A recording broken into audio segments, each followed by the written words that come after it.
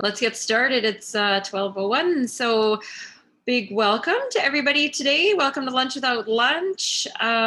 We are Rainforest, Alberta, and we're happy to have you. If it's your first time coming to the Rainforest, if you wouldn't mind using that reactions button at the bottom, although we are in present mode, so we'd have to scroll through to see your reactions or in the participant list, but use a reaction if you're new here. We'd like to welcome you, and we'd like to encourage everybody to use the chat function as much as possible to DM each other, share with the group, or what have you as we go through the presentation today. So awesome, let's get going. So normally we have one of our friends in Edmonton do the little intro to the Rainforest, but we have the pleasure today to have one of our the steering committee members from Rainforest in Edmonton be our presenter, and it's long overdue. Although we did have Ruthann speak, I think it was last November when we were focusing the month on diversity and inclusion, but really excited to dig into psychological safety today. So I am going to introduce Ruthann, and then she will introduce you to the Rainforest. And for those of you who are not familiar with our format for the hour, we will have a presentation, engage in the conversation in the chat, and we'll do some Q&A after Ruthann's done presenting. And then we'll head into some breakout rooms to spark some of the collisions that Rainforest is known for and to chat about what we've learned today. So as mentioned, Ruthann's going to be talking about psychological safety, kind of taking this culture of trust piece to the next level. And it's really good timing for us down here in Calgary, who will be heading into the Rainforest Summit on Tuesday morning, May 4th from 9 a.m. to noon. If you haven't registered, you still have the next 24 hours to do so. We'll be closing registration tomorrow evening. And Amber will put the registration link in the chat there. We're going to be digging deep into the social contract at the summit. So this conversation is great timing. So for those of you who don't know Ruthann Weeks is a cultural change strategist and principal consultant at Harmony in the Workplace. She is a change agent whose efforts have helped to bring the importance of an abuse-free work environment to the forefront of public awareness. She is a best-selling author and gifted speaker who delivers a powerful message about today's workplace challenges. Working as a certified resource specialist in the human service sector, Ruthann went on to graduate as a human resources manager. She is a certified psychological safety advisor and specializes in diversity and inclusion, workplace bullying, sexual harassment, domestic violence, and mental health in the workplace. And so Ruthann, I am very excited to hear from you today. I'm just going to pass it off to you, and let's do this. Yeah, thanks for that. I really appreciate that, Bridget, and I'm happy to be here in the Rainforest. It's one of my favorite places to hang out. So yes, we just want to acknowledge proper Zoom etiquette. We probably already know most of this, but just ask you to be respectful and to utilize that chat and those emotion or those reactions that Bridget mentioned. And yeah, just to keep muted and listen until you are called on to share. Here we compare the rainforest to factory farms and how they differ. Farms operate in an environment where we try to minimize risk and maximize yield as much as possible. Where here in the rainforest, innovation is about taking risks and exploring new concepts and ideas. Where wild thoughts, opinions, and ideas are planted as seeds, nurtured and allowed to grow. The vision is about creating a community right here in Alberta where big ideas can grow and prosper. The mission is to connect the ecosystem and strengthen the tech framework through shared values, community, and trust. The social contract is really what drew me to the Rainforest Network, as it models psychological safety and creates that structure of support. It's a code of conduct that allows each person to share and to shine. So if you've not already done so, consider hopping onto the Rainforest website and sign that social contract and get official in the forest. Most heavily weighted here in these 6 pillars is culture, and that culture of trust, support, and psychological safety. Leaders are identified and leaders are grown in the rainforest environment. We share resources and activities to engage, share policy, and model industry best practices in organizational strength, leadership, and trust. It's that trust component that is the natural segue to our presentation today. You may have heard the term psychological safety. If you've been in the forest with me, you've most certainly heard it, because I try to interject it whenever possible. I'm really passionate about raising awareness and getting people, especially business leaders, on board with its implementation. So like Bridget said, we're going to move forward in a presentation style with some interaction, but we'll have Q&A at the end. Here's an overview of how we're going to break down the learning today. We'll dig into defining psychological health and psychological safety, mental health, and the obligations around that. We'll go over the 13 psychosocial factors of psychological safety from the Canadian Standard, and we'll discuss why it's important. So psychological injury or harm is defined this way. Psychological health and safety, it's embedded with the way people interact with one another on a daily basis. It's part of the working conditions and management practices and the way decisions are made and communicated. It's sort of that overarching way business is done day to day. A psychologically healthy and safe workplace is one that promotes workers' psychological well-being and actively works to prevent harm to workers' psychological health, including in negligent, reckless, or intentional ways. I want to make the distinction between psychological health and psychological safety. Psychological health is a personal responsibility. It's making sure that you do what you can do and that I do what I can do to remain healthy and well, emotionally and mentally. We get enough rest. We eat nutritious food in an unhurried way. We get fresh air and exercise and practice self-care that resonates with us individually.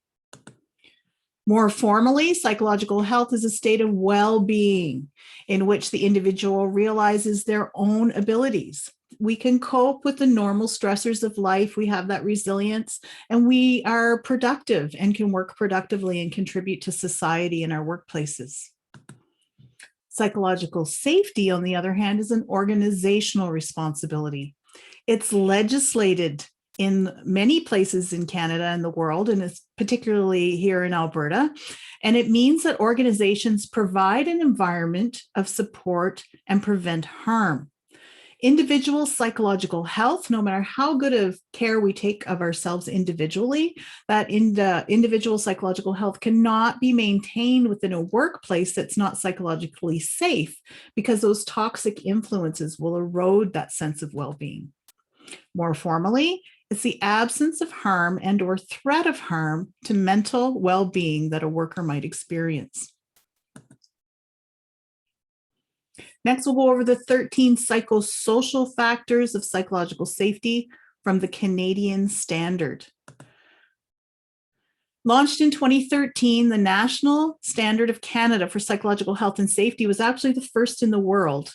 And it's a set of voluntary guidelines, tools, and resources intended to guide organizations in promoting mental health and preventing psychological harm at work.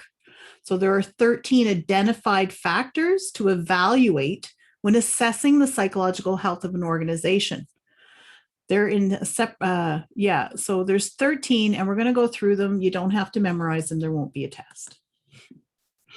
Psychological support. Employees are valued and they receive support. There's an organizational culture where opinions and suggestions of employees are considered. It doesn't mean every opinion and idea is going to be adopted, but it's considered, and employees are consulted and participate in decision makers. All the rest of these 13 or the other 12 really contribute to a healthy culture of an organization. There's clear leadership and expectation. Communication is effective, open door, and ongoing.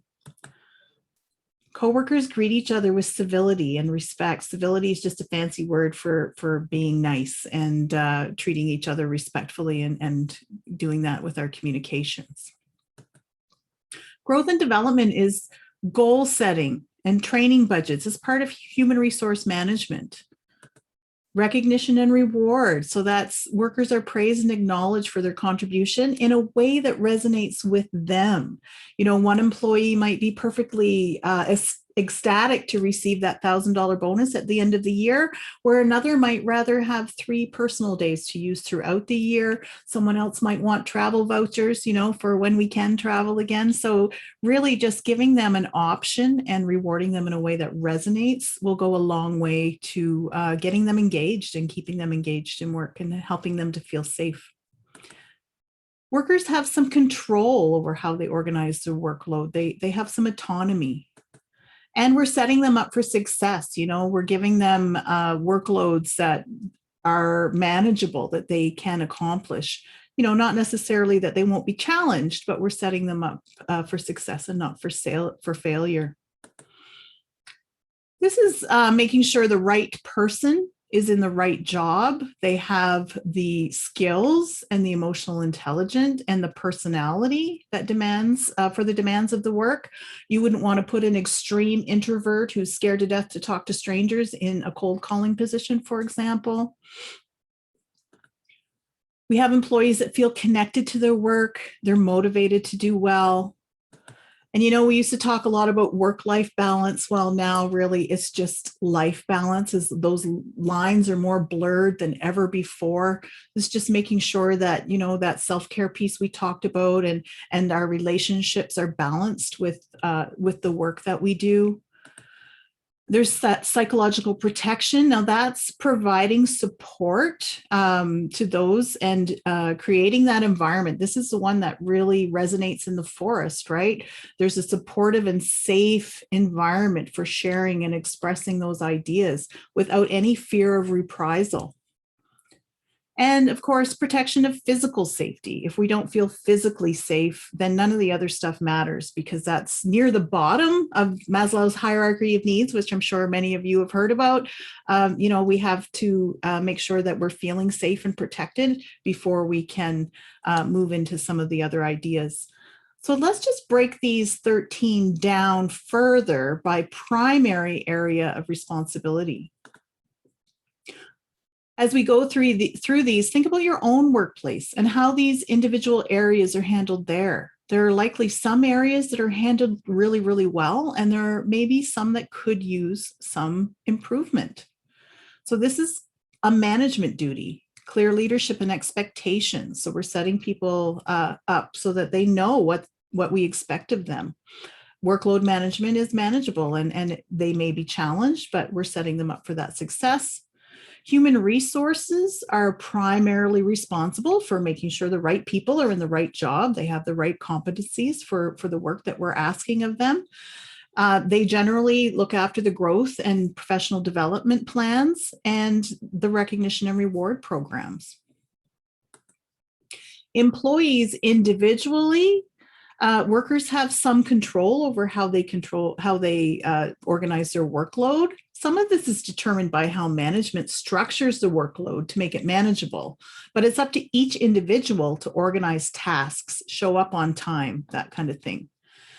Employees feel connected to their work. They're engaged. They're motivated to do well. We bring our best selves to work. And balance, again, like I said, that's an individual responsibility to make sure that we're doing what we can, providing all the other factors are in play to maintain those healthy balances. All are responsible for these areas. We could add vendors, clients, customers, as they, all have a responsibility. Psychological support, so that's employees are valued and they receive support. That might mean formal messaging from management about employee assistance programs, or it could be a simple check-in with a colleague to see how their weekend was or how they're doing. Now is the time to be relational, as we're all going through a lot. Civility and respect, coworkers greet each other properly and they're professional. Have you ever said good morning to someone and they just ignore you or grunt in response? We don't all have to be a ray of sunshine all the time, but simple respect in interpersonal communications is the expectation. Would you agree? Psychological protection. There's a supportive and safe environment for sharing and expressing ideas. This is a key component to an environment of psychological safety, and this is where innovation reigns. Protection of physical safety, again, zero tolerance of violence, threatening, and harassing behavior. Here's a summary slide of what I just showed you. There's one of the 13 missing. Use a chat if you can tell which one that is. I'll give you a second. I thought you said there wouldn't be a test. It's an easy test, and you can't fail it really, because I'm going to give you the answer. I'm not seeing any chatter. It might take a while. Okay, we're talking about culture, and I've separated culture from the rest because all of the I did give you a hint, Peter. All of the other factors are contributors to the organizational culture, and this is where being strategic can really have the most impact. So organizational culture is defined as the underlying beliefs, assumptions, values, and ways of interacting that contribute to the unique social and psychological environment of an organization. It's obvious that the responsibility for organizational culture, it doesn't fall solely on the shoulders of health and safety or business leaders or HR, and that all workers within an organization are responsible to conduct themselves in a safe and respectful way that leads to the physical and psychological safety for all. Culture is shaped top down and implemented bottom up in the day-to-day way that business is conducted. It should be in close alignment with stated organizational mission, vision, and values, although that's not always the case. No business leader ever says, we want to create a toxic work environment where bullies are celebrated and promoted, but there are organizations that operate that way. Have any of you ever experienced that? Yes, I have, miss. Yeah, it's very prevalent, and I'm sure the statistics are that 45% of Canadian workers report being bullied on the job every single week. So being intentional about building a culture of safety and support from a physical and psychological perspective is the goal. There is a huge impact on psychological safety in response to reported incidents and near misses, when accidents and near misses are reported when nobody is watching, when there is no negative response or reprisal for reporting, when it's not about blame and finger pointing, but on learning and improving efficiencies and processes. That's when you'll know that psychological safety is in play. So why does it matter? Why is it important? Trust is built on telling people the truth, not telling people what they want to hear. Often we talk about trust at work. We trust the people we work with to be competent and professional. We trust that our staff will show up to work every day and that they'll do a good job. We trust that. Nigga, fuck me in a Tesla. Nigga, rubbing on Are we my bombed box, again? ketchup. Bitch, I'm gay, so you know that I got dildos, I got lube. What you want, son? Is that a bombing or someone just jamming out?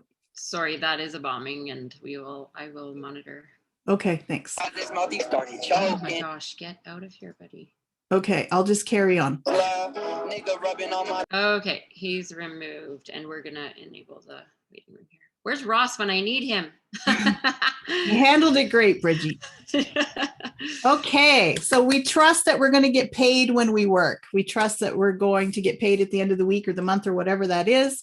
Psychological safety is a level above that trust in that it creates an environment where it's safe and encouraged to take interpersonal risk in expressing thoughts, opinions, and ideas, which leads to innovation and continuous improvements.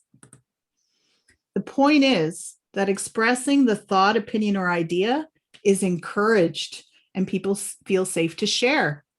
Not every idea, thought, or opinion will be a winner or contribute to the organizational advancement, but be assured that operating without psychological protection in expressing ideas, those organizations will become stagnant, inefficient, and lack innovation. That next great idea that's going to help businesses prosper and thrive may come from the least expected source within an organization. In 2012, about the same time the Rainforest book was launched, Google conducted a study called Project Aristotle. They'd noticed that some of their teams, and it's global, right? Some of their teams were outperforming others, and they set out to find out why. And they couldn't figure it out. They were looking at demographics, leadership styles, ages, genders, locations, everything, but nothing was jumping out at them. And after 2 years of research, they determined that the number one factor in team success was psychological safety, and that interpersonal risk-taking, and being able to share those thoughts, ideas, and opinions without feeling insecure or embarrassed was key and needed to be assured for any of the other team building stuff to even matter. There was a study done by then Harvard grad student Amy Edmondson evaluating medical teams. She evaluated a high-functioning team, which they were collaborative, they reported high job satisfaction, they liked each other, they liked where they worked, they were highly engaged. And there was another team that were not engaged. They didn't like their coworkers, they were unhappy, they complained about the organization, they were disengaged. Medical mistakes, like medication mix-ups, surgical errors, are always supposed to be reported. Of the two teams described, which team do you think had the higher number of reported errors? Put it in the chat. Do you think it was the highly engaged team or the disengaged team?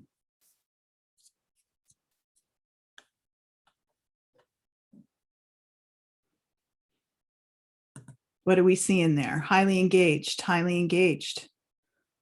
Yeah, you guys are getting it. You guys are getting it.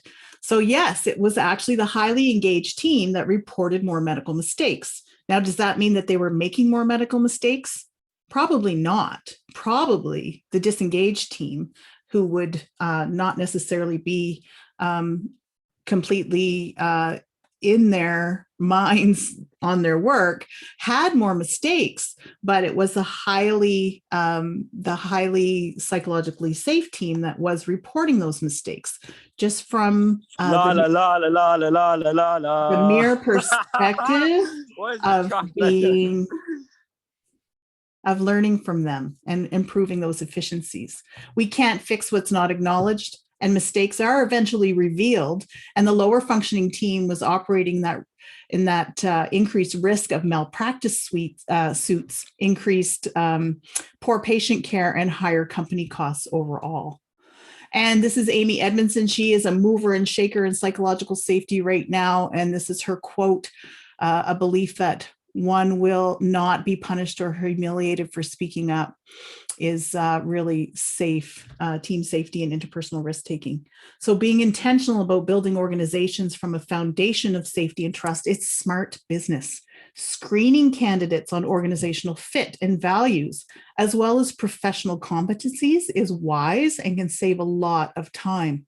Although there's no guarantee that you'll make a bad hire, being intentional about cultural considerations and the kind of business you're building from a social standpoint is something being scrutinized by hiring managers and job seekers as well.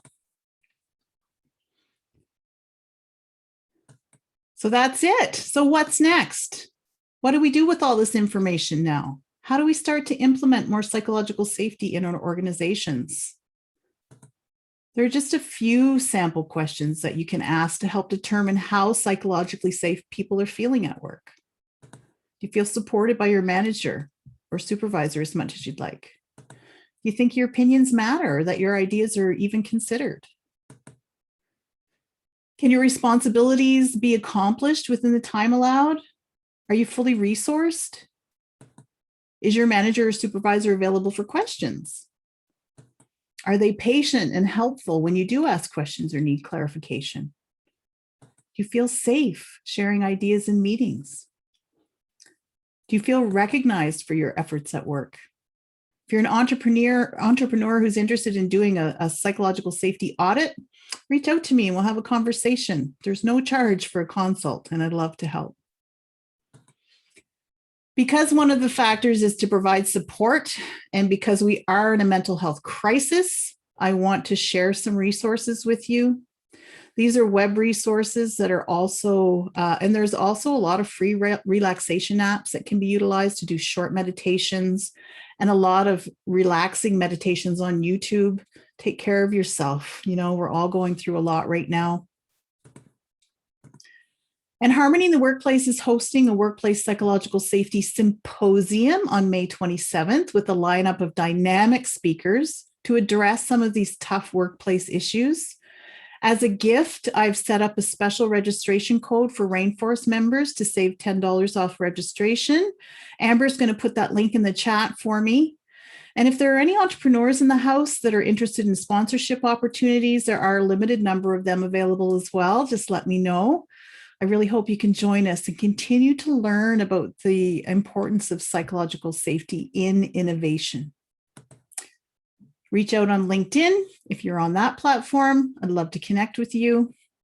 And just type in the chat, what's one takeaway you learned today that you can apply to your work? And I'm going to stop sharing and we can take some questions if you like.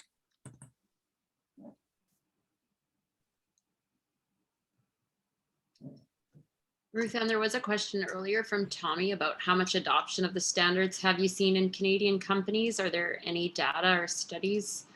I don't have any data on that, unfortunately. Might be able to check with with them and find out. It's hard to know because they're a voluntary set of guidelines. I don't think they're actually, and they don't necessarily have to go through the Mental Health Commission of Canada to access those. I can tell you it's not a lot. We're still very much early adopters who are taking this seriously. And they will be the talent takers of the 21st century because younger workers, I know predominantly there's a lot of students in the room. I don't know how many are here today, but I know that, Gen Z who are now graduating from post-secondary and entering the workforce and millennials, they're really scrutinizing places they want to work for as much as, it's not just about fair wages and benefits.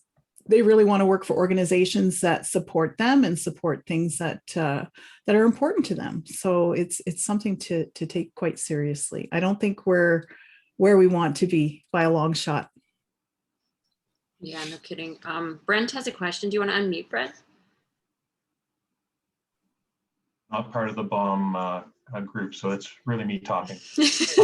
Thank you so much for the presentation, Ruthann. I have a little bit of background. I was an account manager for LifeWorks, the Employee and Family Assistance Program, for over 5 years and used to present on a number of these topics. I'm curious how you found most organizations like to do it as a one-shot deal. They kind of come in and do this pretty big, watershed event, but we always talked about it as a climbing a greased pole. It takes constant effort to regain that ground. Do you find it the same for most of the people you work with? Yeah, creating any kind of lasting change is a process. And, I recommend that clients give themselves 6 to 12 months to really implement these changes incrementally. The first step, of course, is assessing where you're at now, doing that audit. And then, getting people trained on what is expected and prohibited workplace conduct versus regular management duties. Just really make it a way of doing business. And, I work with human resource professionals and health and safety professionals. This is an area that has brought those two fields together like never before, because occupational health and safety is responsible for psychological safety and avoiding workplace abuse and harassment. But it's human resource management that generally creates the policies and, does the investigations or outsources the investigations. So it is a process, and it's best done with support from, an organization like mine or, others in the field. But it's not something that you want to just run off the side of your desk. You have to be really intentional about it. And yeah, it does require that support, or else it just becomes something that, someone goes, learns some great stuff, and they're really empowered after they come out of the event or the talk or whatever. And then it just gets kind of put on the shelf. So I think they need to be really intentional and patient about building it into their organizational culture. What about Ruthann? What advice do you have for startups who don't have all of the human resources potentially to intentionally build culture like this? I know they could use the social contract as a template, but Yeah, what else could they do? Yeah, they could actually, get really clear on what kind of organization you want to build, get really clear on what your values are, and make sure you build your business out with those values in mind. Be really strategic about your new hire process. Bring someone in to help you frame that structure. We work on really being intentional about. I was recently contacted by a client who wanted me to help screen out for mental health issues. So of course, my advice to them was, well, you can't do that because it's illegal, because mental health issues and disabilities and learning disabilities are disabilities, and it's illegal. It's a protected ground. You can't actually ask about that stuff, but you can screen for things like individual values, resiliency, problem solving, that type of thing, interpersonal communication, that sort of thing. So just be really strategic. You don't have to have an HR professional, but you might want to consult with one to get started and to get them to help you with the framework to move forward. Yeah, that's great advice. Peter's nudged me that he has a question. Yeah, just this whole space of ESG, which is a new metric for around the world in terms of monitoring, that's environment, social governance. How does Canada rank, would you say? Is there any numbers that we can find anywhere, or a resource where I could see that sort of stuff, Ruthann? I couldn't tell you, Peter. It's the first time I've even heard ESG, but I'll certainly do some checking for you and let you know. I've got your contact information. Yep, it's a international metric for determining, and it's an emerging metric for determining workplace safety, health, and that sort of stuff. It's anyway, I hate to take this stance, but I'm skeptical when I hear that kind of thing, because I see businesses with policies and procedures in place. I see lots of organizations that have ticked all the right boxes that are still running toxic workplace environments where people are experiencing bullying and workplace abuse every single day. So my initial reaction, I'm sorry to, I don't mean to be negative right off the bat, but I'm just curious about that. I'm interested to see what's in that kind of metric and what they're looking at. I'm with you. I think Canada's got a fairly high ranking in that space relative to a lot of other countries, to be straight. Yeah, well, you know what? When it comes to workplace wellness and really just even addressing the violence and harassment stuff, Australia has been at it sort of the longest, and they're still fighting against, having the legislation and actually having it enforced. Canada, of course, most of our provinces, if not all of our provinces and territories, now have legislation in place, and the UK certainly, and many parts of Europe. I know, Belgium, for example, I think is doing quite well in that arena, but yeah, Canada is doing the work, and we've got the legal framework in place. We've still got a long ways to go in enforcing that and making it a regular way of doing business. But yeah, I'm not surprised that we're ranking fairly high. Ken has a question. Hi, Ruthann. Thank you so much for that.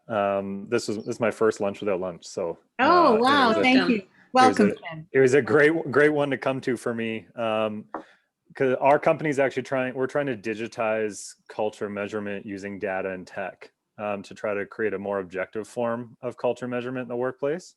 Mhm. So my question for you is actually to see if you can maybe guide me in a direction on one of our major friction points in our tech development, which is that because we're trying to objectively measure workplace culture, largely using Big Five and Hofstede's cultural dimensions, we need to observe. So right now we do it manually. The tech is going to do it digitally through integration with security camera software. My question is, do you have any thoughts on the privacy aspect of that? I think that's something I'm going to have to give some thought to, Ken. Okay, that's fine if you need to think about it, because it keeps me up at night every night. Yeah, So well, I'd love to have a conversation. Can you, shoot me an email or a text with your contact information, and I can yes, absolutely. get back to you about that. I would love to have a conversation around that, but I have lots of questions myself, so I think that's why I'd like to give that some thought. Yeah, totally. No, I appreciate it. Thank you. Awesome. Thanks everybody for that engaged conversation. We'll do what we do and head into some networking groups. We have a smaller group, so we'll make fewer rooms and come back at the top of the hour. 12:55, we'll be doing community announcements. I know there's some out there, so we will see you back we'll do a couple rooms. So head to this one, we'll do probably 2. Okay, so anybody have any announcements? I know Erin is here and has some to make. Before she does, I'd like to just say, this is Erin, and she's amazing, and she's with Cost. And I think at some point we want to have an event focused on these amazing filtration systems that they make. And it's a worldwide positive thing. So that said, I'm a fantastic endorser of Cost. And Erin, nice to see you again. Yeah, thanks. Thanks, Peter, for being such a big cheerleader. And I've been a big fan of Cost as well. And I pretty much just forced them to hire me because I love them so much for so many years. I've just been a groupie. But yeah, the technology is the biosand filter, which was invented in Calgary at the University of Calgary. I know I briefly talked about it once before, so if you guys have heard this from me, then I'm a broken record. But Peter had a great idea because we actually have done workshops in the past where you actually can build your own biosand filter. You can see all the parts, and it's a really fun way to get involved. So we were planning on doing some type of event. So I just wanted to let everyone know to stay tuned this summer, hopefully when COVID helps for doing some type of outdoor event, that we will do a biosand filter. And this innovation being from Calgary is really how Cost started. And then now we have almost 1 million biosand filters all over the world, and Cost is mainly more about educating people on how to use them. So we essentially have information out to almost every country on the planet. So it's really cool that this Calgary-based nonprofit charity has had such a global reach. And so that's my last request to everybody, because nobody seems to know about Cost, and I just really need to get the word out there. And we have a campaign that ends on Friday where we are actually hoping to get some biosand filters and training to 30 schools in Kenya to help kids stay in school, because they'll stay in school if they have fresh water and sanitation. So we have an active fundraiser right now, and we are $3,700 away from finishing. So we're almost at our goal. We have 48 hours left. So I posted on LinkedIn and social media. So I'd absolutely appreciate it if everybody could spread the message of Cost and tell everybody. Hey, Erin, how do we spell Cost? Oh, yes, here, let's sorry, and that's the worst with the acronym, is it makes it a little bit difficult to understand. And then I can also send the campaign, but I'd absolutely appreciate it if everyone could share the message. We're so close to meeting our fundraising goal. We only have until Friday. I just started a Cost a month ago, so this is my first attempt at a campaign. And it's been a lot of really fun learning, and it's really incredible initiative. And we're so close. So I'd love it if my Rainforest community could help spread the message. I just sent you a DM, Erin. Maybe like if there's something we can do at Summit to help you with that initiative. And I know it'll be closed then, but let's chat. Cool. Any other announcements from the crew? Mark, do you want to talk about Thursdays? Sure. I got to bounce here in about a Okay. minute, but just quickly is a bunch of us have kind of started stitching together some of the different ecosystem organizations. So I know Rainforest is doing some great stuff. You know, Technology Alberta is doing some great stuff. Jade with peer guidance, you know, Platform is doing some things. So what we've actually started is a Clubhouse chat to start to have conversations about what's happening in the ecosystem, bringing in some speakers, figuring out how to help companies. So I've put it in the notes or in the chat. There is a chat that happens every Thursday at 2 p.m. So if you're on Clubhouse, please join us. If you're not on Clubhouse, this link will get you in. It is an audio only live conversation that you have on your iPhone. And support is coming for Android in the next month or so. So we're just looking for anybody to contribute, looking for topics, looking for guest speakers, but just come and have a conversation and we'll figure out how to grow together. Ruthann and Ken, get on there and talk about culture and psychological safety together. Let us all be flies on the wall for that conversation. That'd be awesome. Yeah, well, I just actually sent Ken a private message because I couldn't see him. So is it Ken King? Was it you that asked the question, Ken? Okay. Yeah, thanks for that. Yeah, so cultural monitoring. I think that is very cool. First of all, full disclosure, I'm probably the least tech-centric person in the forest. I am here because I'm a social innovator. So just the fact that you're using data and tech to evaluate culture in a real way, and people aren't just going to answer with what they think you want to hear, is my first sort of thoughts around that. So yeah, I'd love to find out more and about what you're up to and how you're building it out and how I might be able to help. Awesome. Okay, we are at the top of the hour, so we'll continue these conversations either here in the Zoom room, we'll keep it open, or you can connect with each other outside of this, of course. And we will be changing the Zoom link, which I'm sure will disrupt many of you who have this reoccurring link in your calendar. No longer, you must register. We are looking at a new registration other than Eventbrite, but because of Summit, Amber and I are a little strapped for time. So next week we'll be on Eventbrite, and then we might be switching things up. So stay on your toes and don't miss a lunch without lunch because you don't have the right link. We'll make it very clear on our social channels and Slack channel, but you'll have to keep your eyes peeled. Maybe we'll send an email to our mailing list too.